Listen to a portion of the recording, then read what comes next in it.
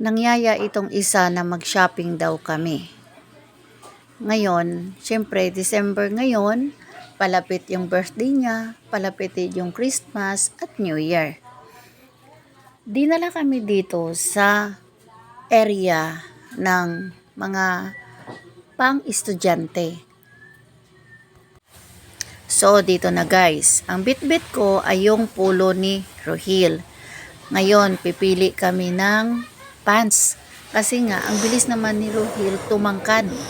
Medyo katan-katanan ng kunti ang kanyang pants. So, pipilian namin siya na magkakasya. Ang problema guys, hindi ito pang children. Ito ay pang adults na. So, mahirap talaga hanapan ng size para kay Rohil. Kasi nga, ang tangkad ka. Can. This is security. This is a security. Pag security daw to.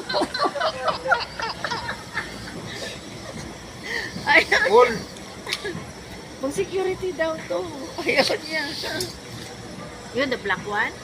The not. Huh? Not. Huh? On this one or not? This is a security pants. Security. Lahat.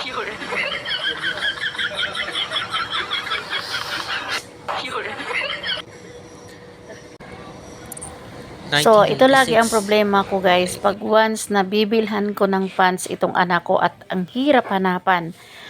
And then, ang masakla pa, my gosh, ayaw niya yung blue kasi pang security guard nga yun. Oo nga naman, estudyante siya eh. So, gusto niya talaga yung black. So, wala talaga kaming mabili para sa kanya. Hirap na hirap ako. This is the second time kasi nung nandun kami sa Bacolod, ganito din ang problema ko. Di uwi kami walang dala.